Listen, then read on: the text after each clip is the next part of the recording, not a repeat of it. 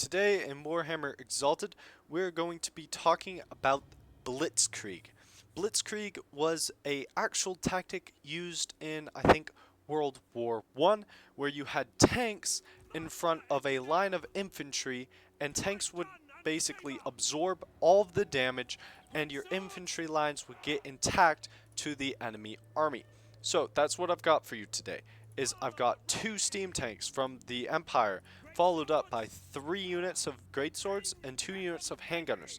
The idea is that steam tanks have a couple of things that make them really tanky from the front, and so if I charge my tanks in from the front, then hopefully all of my greatswords will be unharmed, all of my handgunners will be unharmed, and all of the damage will go to these really tanky units that can absorb all of this damage, and therefore my battle will go very well.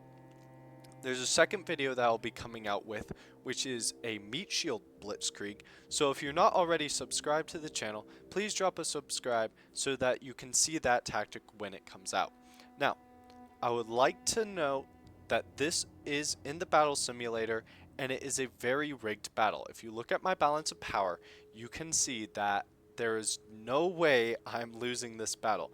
But I would just like to show you guys how effective this tactic would be, and then I'm going to rematch, not use the steam tanks as a blitzkrieg tactic, and show you how much of a difference it'll make in the sorts of damage to my infantry.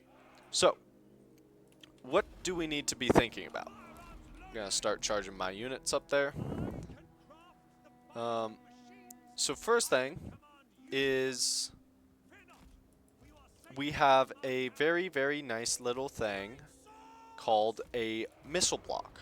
Okay, missile blocks are very important, and it's part of our shield. Okay, so tanks have a directional shield. They have a golden shield when taking damage from the front, a silver from the sides, and a low copper from the rear. So we want to be taking all of our damage, if we can, from the front. Now, what do these shields mean? This means that when we take things like missile fire or small weapons fire, it's going to be reduced by a certain percentage. There's just a chance that these damages won't matter at all. So, for example, when getting hit from the front, a steam tank will just ignore 70% of the damage, right? Every hit has a 70% chance to just not do any damage. Here's an example of that blitzkrieg working out for us, alright? We've got our units, and they are targeting our steam units and not our infantry, which is very important. And all we're going to do is charge these guys forward. And now our infantry is here. We'll get our infantry to cut these guys down, and our handgunners to charge in and deal the sorts of damage that they need to with the enemy melee and ranged. And now we have our tanks inside of melee combat. They're going to do pretty good there. But for the most part, we're going to be doing most of our damage now with our melee units. Our tanks were mostly there to absorb damage and bring down the enemy.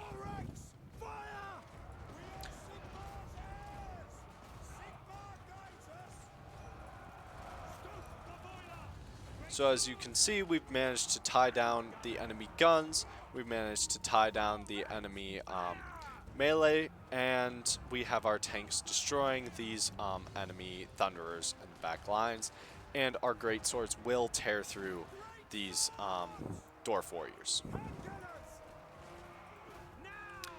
And now it's just a matter of simple cleanup with this army, and it's a pretty simple win from now on.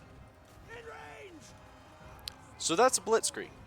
The idea is we're having these really tanky units that have good shields, right? Our greatswords don't have shields. And even though they have a lot of under armor, things like thunderers will shred through our armor and just kill us either way. So it's important to take out these threats with our shields, because even though these things are armor piercing, so it basically negates our armor, we're gonna just block all of that with our missiles. So we're going to do a rematch, right? Because I want to show you guys how important this is. What if I just keep my guns in the back like they're supposed to and run this like a classical battle, right? I'm going to rush my infantry forward, keep my steam tanks in the back, and run this how most people would. All right. So let's see here. We've got our great swords. We got our handgunners here. We're going to group lock those, charge them forward, charge these guys forward just a little bit, probably till on top of this hill. And this is what most people do, right? Alright, we can stop them here, and we're gonna focus fire on those units, right? So we're still gonna play good tactics, right? We're gonna be shooting the things that are the most dangerous targets, right? These thunders, they've got the armor-piercing damage. They can tear apart my greatswords, which my greatswords will shred through these dwarf warriors, no problem. So I'm going to want to take out their thunderers. Right, I'm going to split up my damage so that I'm hitting things more effectively. And then once I get my handgunners in range, I'll split them out to the flanks and start to win that way, hopefully. Now the enemy does have to come to me, so what I could do is try and do some flanking tactics with my handgunners, and that way I kind of just wreck the enemy, hopefully. Alright, they're starting to fire, so we're going to keep charging forward, and as you can see, we've taken quite a bit of damage that I don't entirely want to take, right? I'm taking the damage instead of these tanks that could have been taking the damage, right?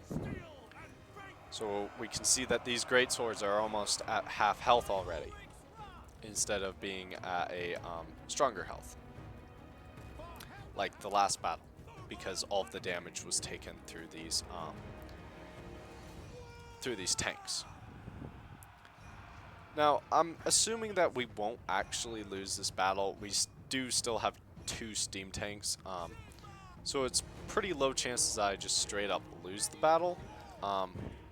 But we are definitely going to take casualties, right? I've got a great swords unit that just died.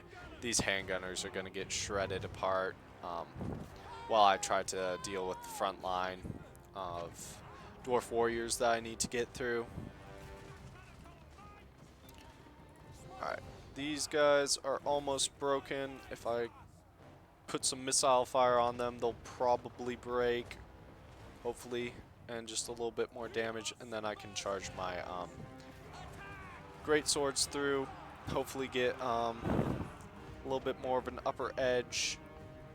But you can see how we've taken a lot more damage to my infantry, right? I've got a unit that broke, second unit just broke. These great swords aren't going to be doing amazing. I probably need to go save this second unit from getting destroyed. And you can see how much less effective my own army is now that I'm working on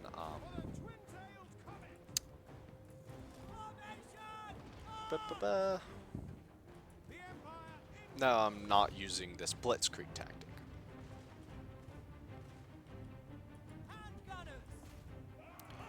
Alrighty, so we should win with that guy. And this battle will still be a victory, right? I'm still able to carry through and deal with the enemy handgunners, or thunderers, and I was able to deal with the enemy dwarf warriors pretty well. So we did do the sorts of damage that we needed to do, but in the long run, it would have been more efficient if I had done another Blitzkrieg, right?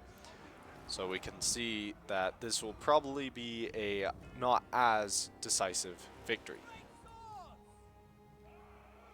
Let's not shoot myself.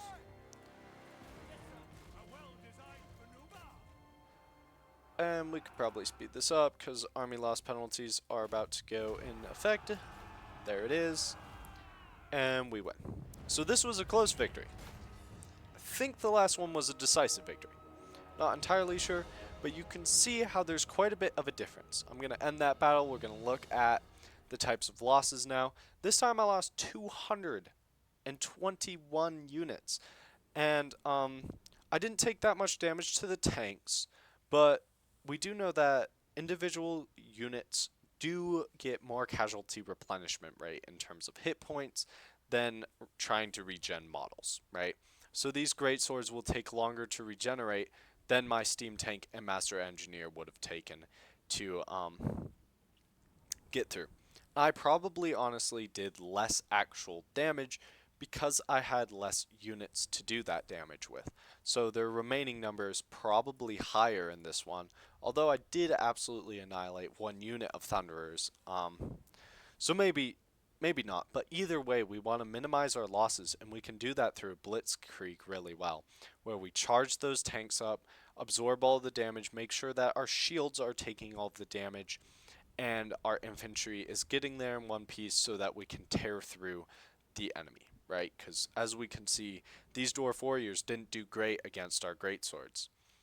Greatswords are basically designed to take things down like dwarf warriors, but those thunderers were able to do a ton of damage to our great swords and to our handgunners, and that's a really big problem. So that's it for this one.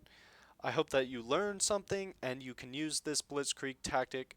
Stick around, drop a subscription, because when I come out with my Shield Blitzkrieg tactic, you guys should definitely watch that, because that's a lot more useful for a lot more factions, right? If you play Skaven, you're going to be using a Meat Shield Blitzkrieg. If you're playing with Orcs, you're probably going to be doing the same thing. Anything with a Meat Shield line, Nurgle, there's just a lot more things instead of just the Empire who have tanks. So thank you, and I hope you guys have a great